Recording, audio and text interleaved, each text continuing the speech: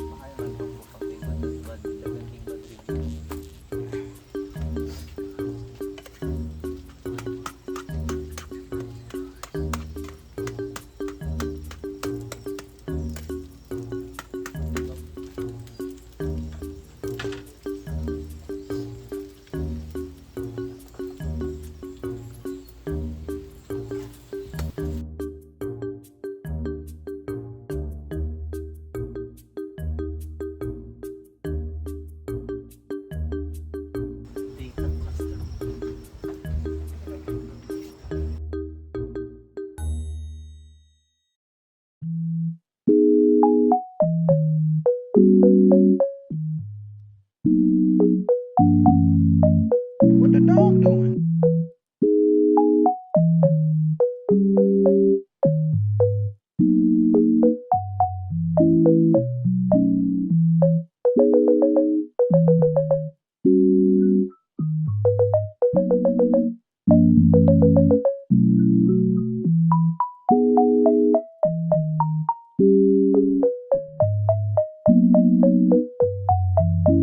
What the dog doing?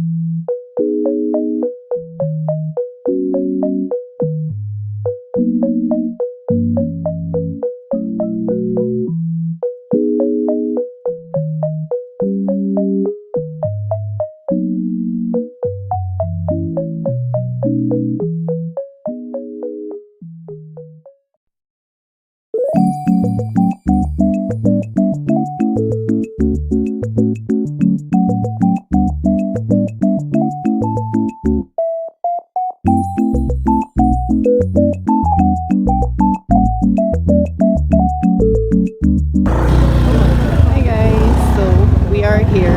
I don't know where. For pictorial.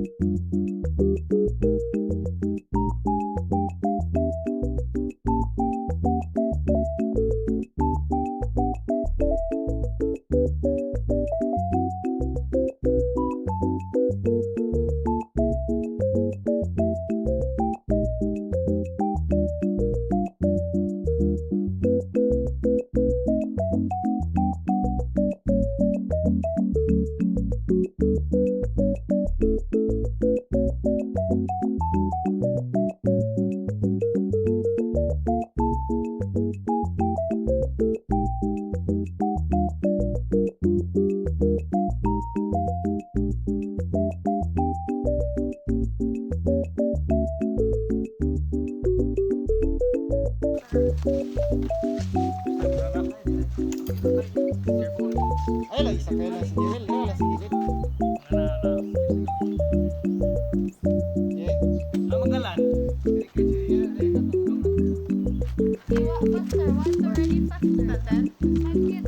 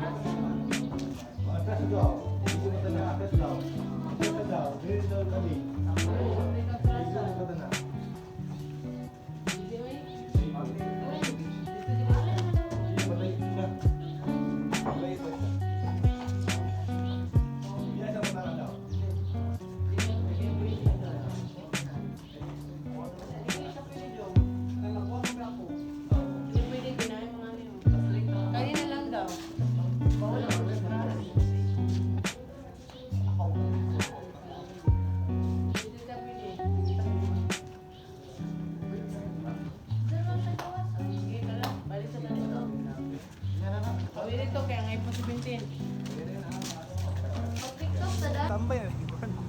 Hindi tayo magkita dito. Ah.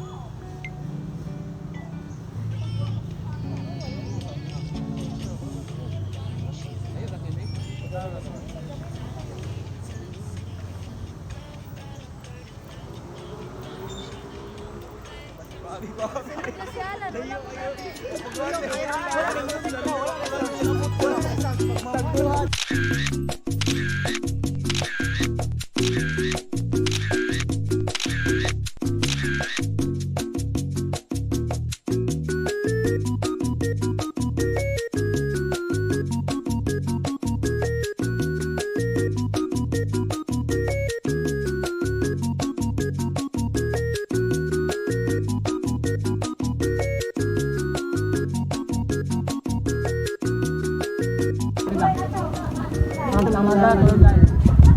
everybody.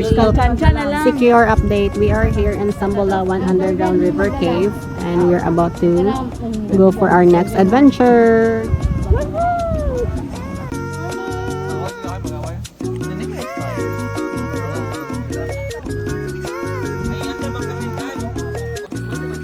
Hi guys. Hi guys.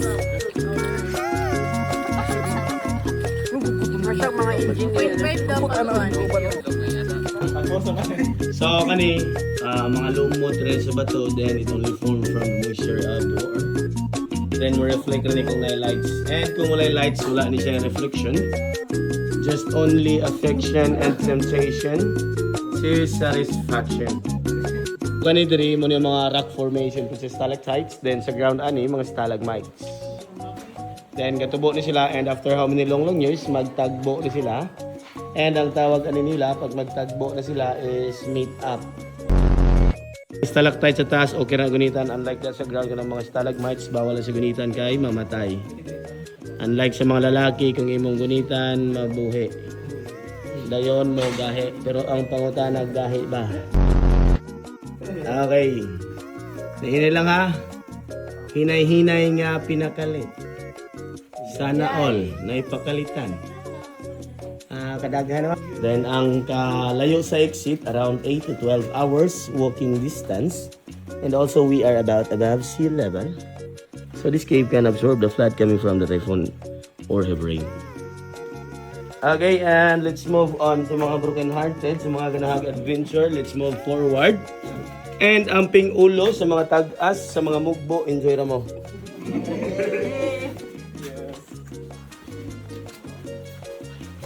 Okay, and ready, stand by. Right side. It's a human trafficking. Bend and twerk. And enjoy your night swimming.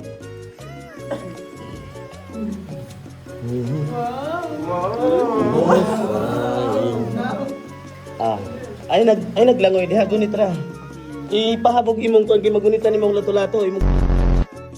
Ay ko biraha kay magbasili niya tag nawong. Logi ka kay naka-facial ka kung wala. Relax na, relax. So, kaning tubiga, mainom ni sa una. Karon mainom ni sa, depende sa inyong itsura. Bitaw, depende sa Tagalog pa, sikmura, di ba? Oh, ma'am, inom sa tubig.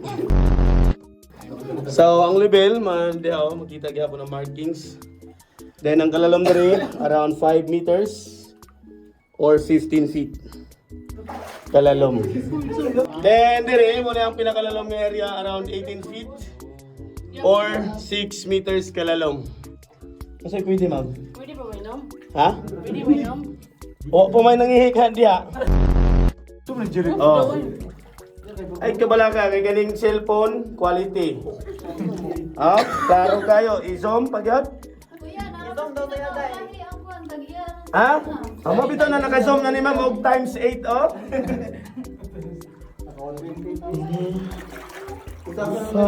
Oh, pa-halfway ta, and there is a halfway. Maglakaw ta kay mabaw ang area. Then, hait ang mga bato. So, amping lang mo sa mga bato diring dapita para dili magasgas ang bato. So, muna diri ang halfway, oh. And diri, pwesto sa mo, kaya makapahuway ko. Hinahinay mo diha. Then, ang inyong life jacket kung nisaka, biraha pa, boss, para dili mo murag pawikan tanawon. And, makagawas. Hey guys. Kay tambalan. Og dili madalag tambal. Isa tagyan ang cellphone. Siya, sir. Highlight ba, sir? Naka-zoom ni. 8 times. Sideways and then bend and twerk. And twerk. And she is the girl. She don't go to school. And diri, lalom na po ni siya. So hinay na og until and then just float like a Coke. Or a Coke float. Okay, so diri nga area medyo narrow or huot. Sana all huot. Pero kung makita yung ilalom na luag na siya. So diri ang kalalom niya around 12 feet or 4 meters. Abot ron po ning ilalom ani pagtangtangon natin yung life vest. Hindi mo katunga mula sa muspultahan. Nissan Pedro. And then diri around 8 feet kalalom. Then sa taas, dapat na siya mga rock formation diya sa stalactites. Okay ron to nagunitan pero karon ayo lang sa kaya di ko nato maabot. Then diri around 6 feet kalalom or 1.5 meters. Ayun na mag-paddle. John, dahil for me, John. So, diri nga area, medyo abot na ning ilalom ani niya. Pero kung dili maabot, depende sa height. Og dili kaabot, putot. Pero ma'am, namin kan, ma'am, kaugaling yung term diri. BFF. Kabalo mo ko sa BFF? BFF. Below 5 feet.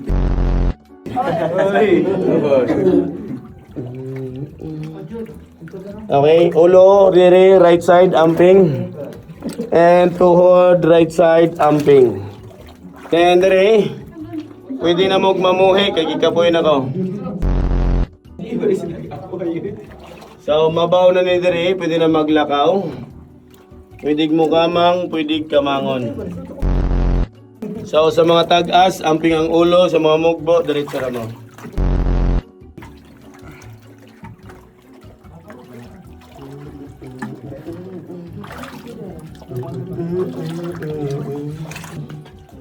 Okay, so dead end ta. And standby sa mo, right side. Diha. Then, ang kalalom na to from the ground, around 200 meters below the ground or 750 feet from the ground. Then, ang source sa tubig, dirigikan ilalom sa mga bato. So, spring water flowing. But it's still a lazy river, kaya dili mo na to feel iyang current. And today, we have a natural rock formation nga murag pudha. Yan na.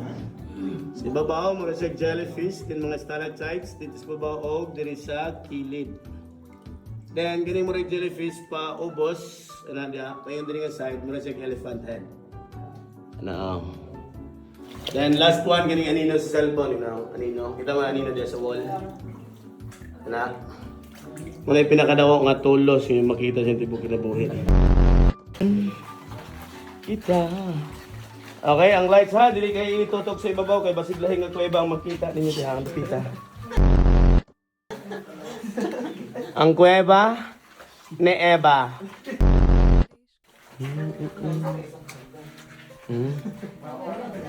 Display na siya diha. Nugnod tong kan, udet. Wala kay pandemic man to sa nga time so walay casualties. Then, ang bagyo o katong mga kahoy nga nakahugno ani, mura sa blessing in disguise. Kaya nailisan sa dako nga kuan. Pothaw. So kani, like nga ni isa ka group halos magdungan tagnaog. So maabsorb niya ang kabugat. Di ra ginang gidala sa imong kabugat nga imong gidala. Pero kabugat sa lawas maabsorb aning kuan hagdan. Kaya dako na siya nga pothaw. Katong linog sir. Linog? Mas kusog mukurog ang katre kaysa sa salog. Ha? Mas kusog lagi mukurog ang katre kaysa sa salog. Bad ba? Bad. Kaway-kaway mo diri ah. Bye-bye iPhone 17. 1 terabyte Pro Max.